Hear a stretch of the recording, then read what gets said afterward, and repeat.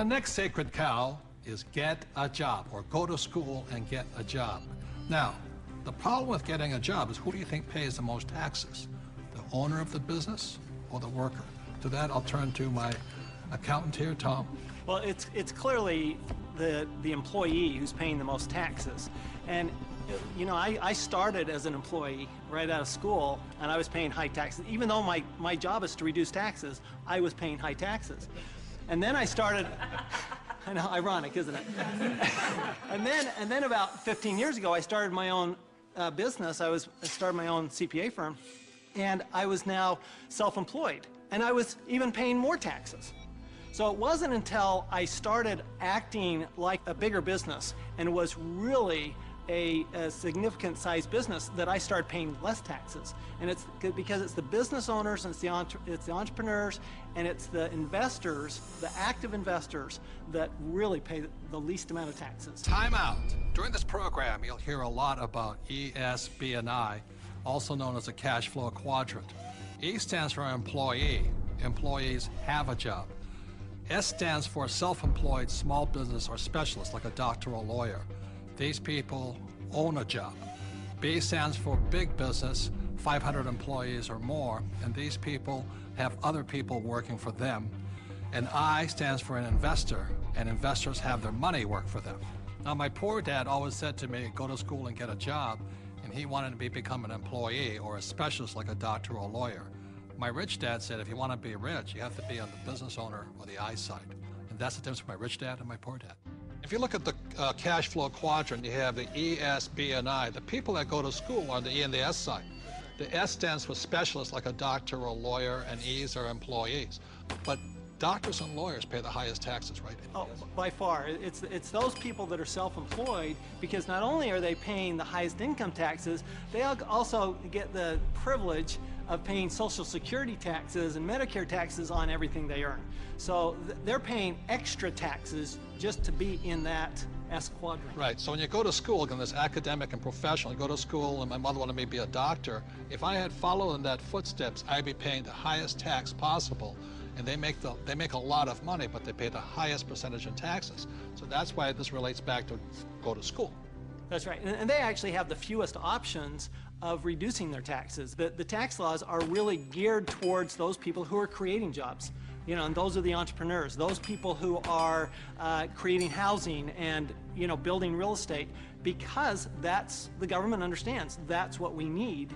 You know, we want the private sector to do that, and so we're rewarded for doing what the government wants us to do. And that's really all the tax law is. It's a system of rewards for people doing what the government wants you to do.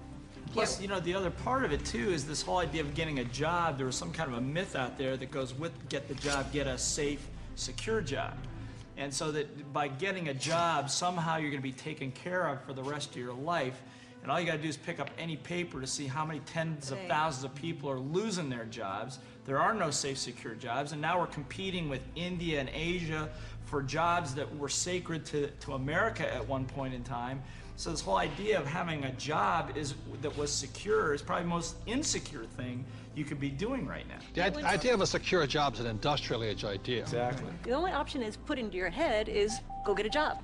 And I wasn't around, brainwashing. Yeah, I wasn't around entrepreneurs. I wasn't around business owners growing up. I was around employees. When I first started my company 15 years ago, I went back to my class reunion, which is always an interesting thing. And I remember saying to them, yeah, you know, I started a company about 5 years ago, and they looked at me like, oh, and some of them even said it. They go, you're so brave.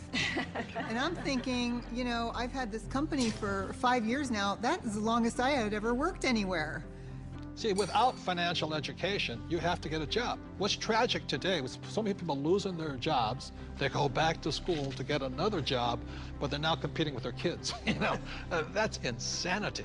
So we're not saying jobs are bad. We're just saying as entrepreneurs, our job is to create jobs. The government doesn't really create jobs. They need more entrepreneurs. I didn't even know there was another option growing up. I didn't know there was another option. I didn't know. I thought all you could do was get a job.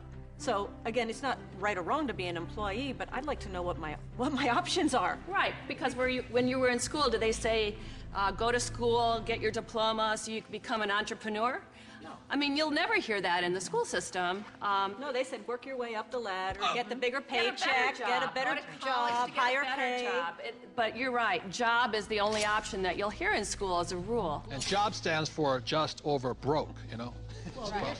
To me, the real issue with the job is it's the highest risk profession you can have because you only have one client. Now, when I started my business 15 years ago, it was after being fired from a job. And what I recognized was that, you know what, I had no control over my life because I had one client. That was my employer. Whereas now I have hundreds and thousands of clients. One client fires me, it's not the end of the world. Now my risk has gone down considerably, almost to nothing. Where when you have a job, I mean, it's just a high-risk play. Plus, the other thing is you're in complete control. That's the piece that I like. I like being able to, if I lose a client or You're an entrepreneur because nobody would hire you. I'm unemployable. There's no question. Tell the truth. But it's nice, like if you're going to lose some business or you do lose some business, you can go out and generate business and fill that gap. Financial security is more important than job security. Time out. E's and S's get punished for making mistakes, or they lose their job. B's and I's get richer from their mistakes because they learn from their mistakes.